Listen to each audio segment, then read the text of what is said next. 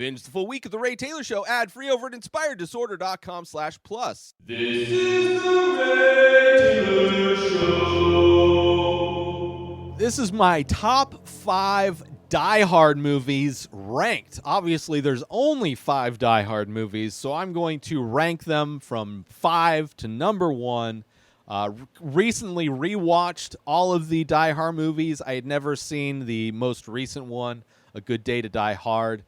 So watched that one for the first time, but watched them all. I almost didn't watch them all. I almost just skipped, because I recently watched 1 through 3 not that long ago. So they're pretty fresh in my mind. But I forced myself to watch all 5 of the Die Hard movies, obviously because Bruce Willis is no longer going to be acting. He retired from acting because of he's diagnosed with aphasia, which when I first read it, I didn't realize what it actually was.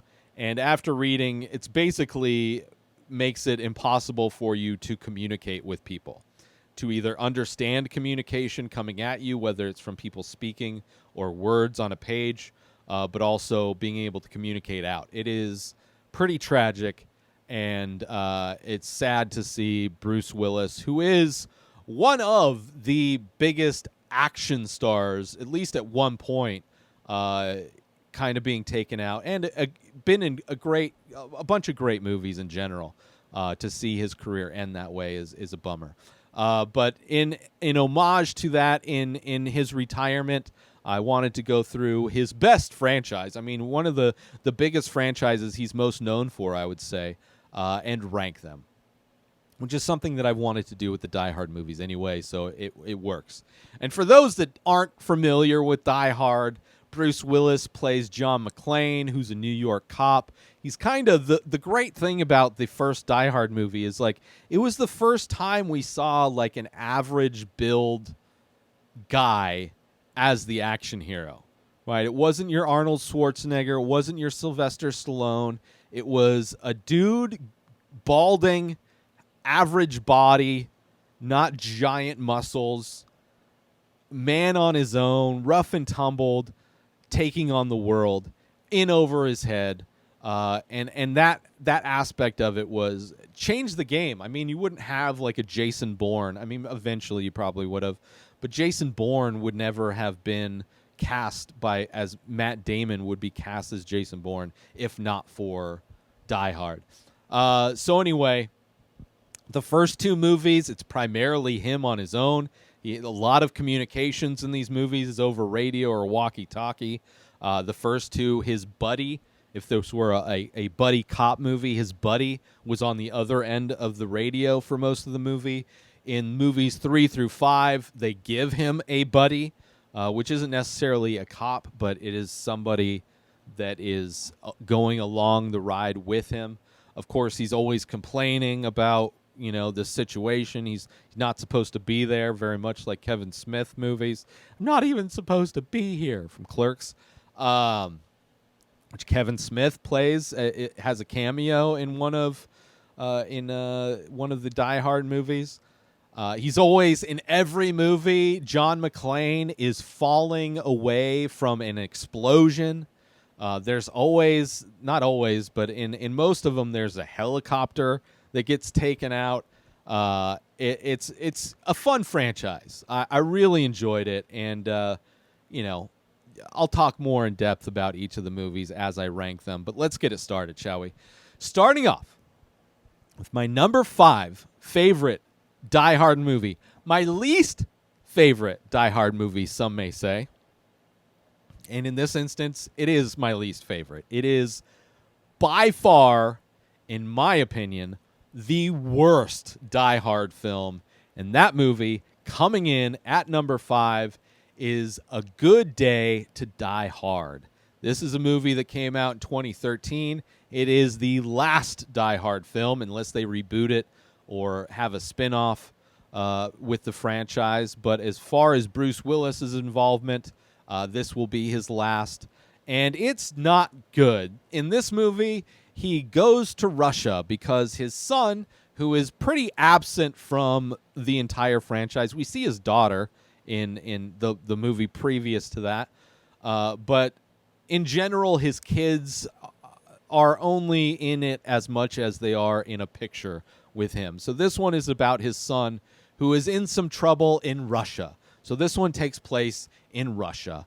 And not only is his son the most kind of just generic white guy, they cast like attractive generic white guy as his son, the setting of Russia is not very exciting. Like this movie is taking the idea, which is something that a lot of action movies are doing, especially nowadays. It's something you saw in the Fast and the Furious franchise. Basically, when you take these action movies and you turn them into superhero movies. A Good Day to Die Hard is basically a superhero movie where John McClane has not necessarily superpowers, but has the ability to never really get hurt. He gets thrown through buildings and thrown off of helicopters and escaping explosions, and really has little to no damage throughout, and it's kind of a bummer. It's at least in this franchise that it was a bummer of a movie, that last one. So much of it is just not that great. I mean, he's getting older. I don't know. The storyline with his son, I didn't care about. I mean, like, it's cool that they remembered that he had a kid, that there's a picture of him with two kids from either the first movie or the second movie, but it's like, okay, I don't know. It just wasn't good. I really didn't like it. Easily my least favorite of the entire franchise, which is surprising because my opinions of certain movies changed after this rewatch. But this one, my first time watching it, and one of the movies that I probably will never revisit. Like, if I watch this franchise again, I have no problem watching the other four. Like, I'll watch all the other four and then just stop watching and just skip this one because I just didn't like it. But yeah, coming in at number 5 is A Good Day to Die Hard. Coming in at number 4 is a movie that I didn't expect to be at number 4 until this most recent rewatch, and I had to put it at number 4. I'm sure most people would expect it to be low on the list because it's not. I mean, it's good, but it's very much like the movie that came before it. And that movie, coming in at number 4, my 4th favorite Die Hard film, is Die Hard 2, which is basically Die Hard in an airport. I still love this movie. I do. I really enjoy it. It's not great. It's not great because it's almost like a remake of the first one, but in an airport. But that's fine. I don't mind. It's a movie that almost ends multiple times. Like, you think it's over, but then it's like, oh no, these terrorists are doing something else now. They make a plane. They change the computer in a plane to, like, when they hold all the planes hostage, all these planes are like circling the airport. They're not allowed to land, and to show that these terrorists, to show that they're serious, they instruct one of the planes to land, but they change the sea level of their instruments so that the plane crashes into the ground. Great scene. The way it ends, where he lights the trail of gasoline that exploded the plane. They can use that to land. That was great. The guy that he had on the radio that was helping him out, a lot of fun. Another fun black, kind of character. Like, all of the characters are really fun in that movie. And even the police officer who's like all against, John McClane doing his thing, and then they find out. It's a great movie. It is. It's a lot of fun. It gets a lot of shit, but it's not the greatest. It's not. It's number 4 for a reason. It's fun to watch. Way better than a Good Day to Die Hard, I would say. Like, A Good Day to Die Hard, also a lot of bad CG. Like, A Good Day to Die Hard took on all the tropes, the action movie tropes that are just overdone and bad, in my opinion. But Die Hard 2, I mean, it came out in 1990, which is how long after the first one? Die Hard came out in 88. So Die Hard 2, only 2 years later. And I enjoyed it. And it's a movie that I've revisited every time I watch the franchise. I don't skip it. I know there's people that skip it. I don't skip it. I like it. I like it a lot. So coming in number 4 is Die Hard number 2. And now a quick word from our sponsor. Now you can wear The Many Faces, original art by Ray Taylor. Select pieces from the ongoing series of abstract ink paintings. All products made with high-quality materials, made right here in the USA. Go to inspireddisorder.com/TMF merch to browse the entire collection and save yourself an extra 10% when you check out by using coupon code RTSTMF.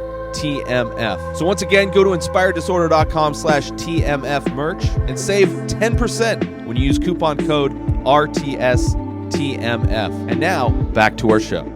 Moving on to my third favorite Die Hard film. This is a movie that I did not like when I first watched it. I hated it even. And I don't know why. Maybe it's just because it's had some time and it's not so fresh. I mean, when I watched it, it had recently come out and I just wasn't feeling it. It changed a little bit. You know, it's got a little bit of that superhero stuff, but not quite yet. Not quite to the level of A Good Day to Die Hard.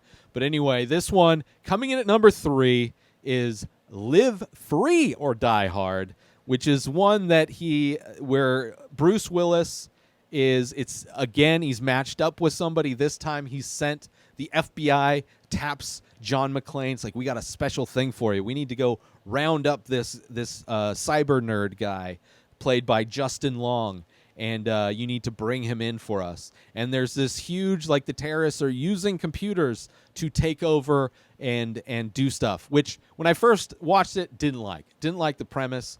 But in the rewatch, you know, with enough time between, I mean, this one came out in 2007. It was, you know, like, I don't know. It just rubbed me the wrong way for whatever reason. I really didn't like it. But on rewatch, I was like, man, this one, like, there were aspects of this one which were like, man, this one might be even higher than number 3. But then there's stuff that isn't that great towards the end. But, I mean, there's a scene where he drives a car through, like, a toll booth that's angled just right for it to take out a helicopter, which is a crazy scene. The action scenes are great. Probably some of the best action scenes are in Live Free or Die Hard. I really enjoyed that. We also see his daughter, just a small part, Mary Elizabeth Winstead, I believe is her name, correct? Right? Yeah, Mary Elizabeth Winstead, who is great. I would love to see, if anybody would like to see a movie that has Die Hard vibes to it, you want to see an action star that has John McClane vibes to it, watch Mary Elizabeth Winstead in the movie Kate. It is an action movie. She is the lead, and there she is very much, could easily, and I would love to see that, if they wanted to keep this franchise going, to have her take over this franchise, because she is a badass in that movie, Kate. Not a huge part of this one. There's towards the end, she turns into just a crying girl, which is kind of a bummer. When before she has some. She's tough. She's not just, you know, your stereotypical save me kind of a person. But Justin Long is also great in this. I mean, in general, I enjoy Justin Long, but I thought he was a great kind of match to team up with Bruce Willis's character. But yeah, some of the greatest stunts in this one, and a fun movie overall. The bad guy's great. Timothy Olyphant. I thought, you know, he was great as the bad guy in this one. But yeah, number 3, Live Free or Die Hard. A movie that if I had just blindly ranked these, I would have put at 4 or 5. But after the rewatch, it almost got even higher than 3.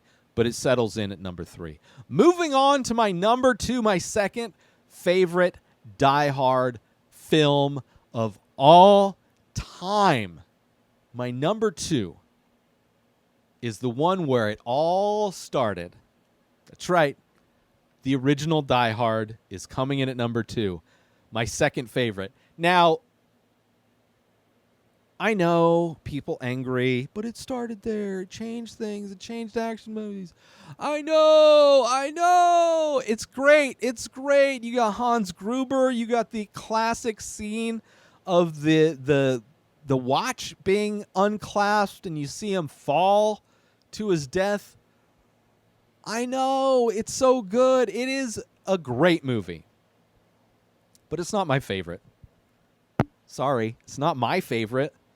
But I love it. It could easily be number 1. I wouldn't argue with somebody that says it's number 1, but it's at my number 2. But yeah, it is great. The movie, the Movies That Made Us documentary series that's on Netflix that goes back to like the old classic movies that we grew up on. There's one that they did on this one, and it's fun to see the bloopers and things that they made mistakes on, which I never would have noticed. Like one of them is like the box truck that they all came in on, like the opening when the bad guys all get out of the box truck to kind of invade Takanomi. What is it? What's the name of that? The Nakatomi Plaza. They get out. And it's just an empty box truck with a bunch of people in it. But then later on in the movie, they had a van drive out of that same box truck. So there's a little bit of an issue there with the writing. But I've never noticed it. Like until somebody pointed it out, I never would have noticed it. And there's other little things here and there. But it's a great action movie. It changed things for action movies. I understand its place in the history of film and its importance there, but it's not my number 1. Join Inspired Disorder Plus today. Head on over to inspireddisorder.com/plus to join. Membership includes members-only discounts and deals. You get access to the Ray Taylor Show completely ad-free, as well as bonus episodes. You get access to the complete live painting archive. You also get access to every single podcast ever produced by Inspired Disorder, hosted by Ray Taylor. You get access to Ray Taylor's personal blog, as well as the opportunity to ask me any questions. So if you want to start a podcast, you're into art, ask me anything. And so many more things are being added every day to Inspired Disorder Plus. So sign up today, become a member, head on over to inspireddisorder.com/plus and become an Inspired Disorder Plus member today.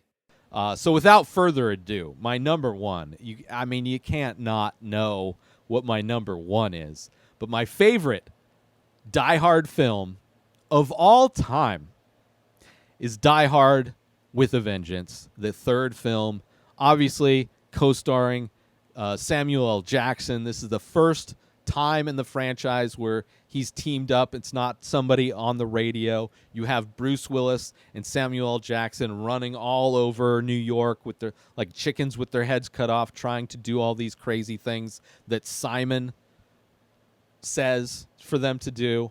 The fact that Simon is the brother of Hans Gruber, I think he's the brother, seeking revenge on some level for the fact that John McClane killed him.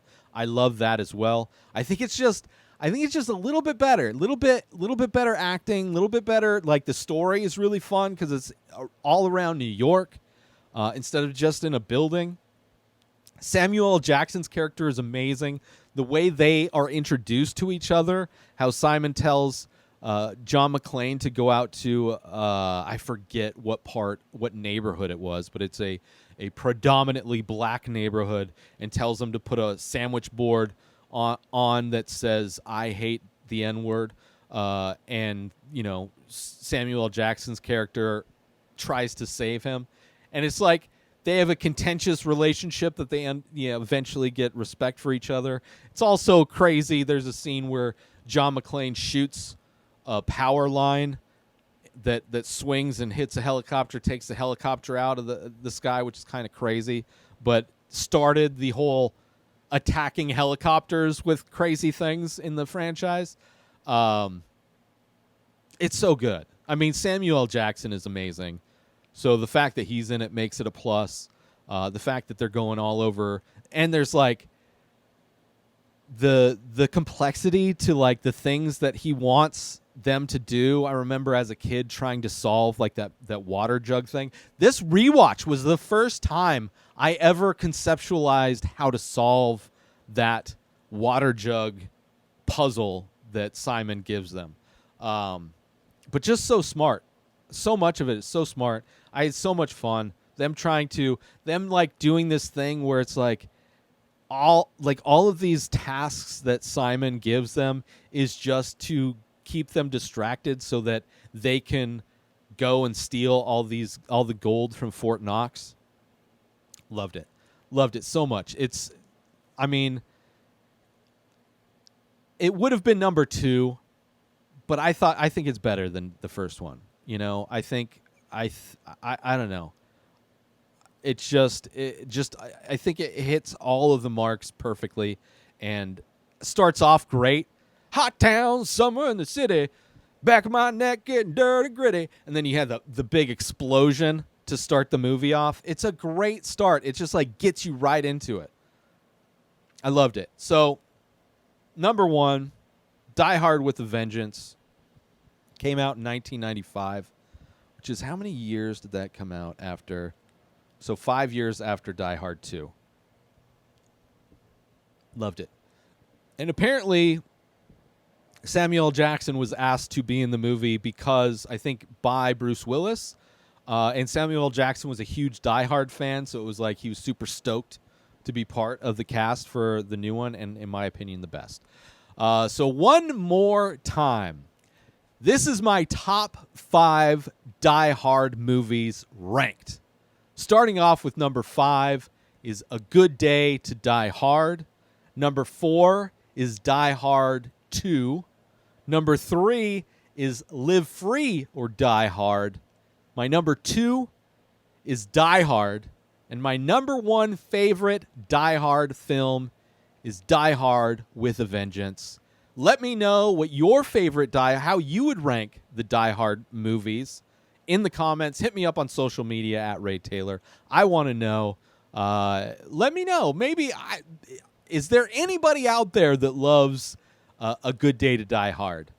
Is there anybody that would put that at number 1? I can't. I'm sure there is, but I would imagine somebody that put A Good Day to Die Hard would be young. It would have to be somebody young that maybe just hasn't seen them, or because they're old, they don't like them as much. But I'm interested, so let me know what your list would be. And that's it for my top 5 Die Hard films. New episodes of The Ray Taylor Show come out every single day. Subscribe on YouTube and everywhere our podcasts are found. Binge the full week over at inspireddisorder.com/plus. Buy Ray Taylor Show merch over at inspireddisorder.com. And follow the show on Instagram at Ray Taylor Show. Have a wonderful day, everybody. Peace out!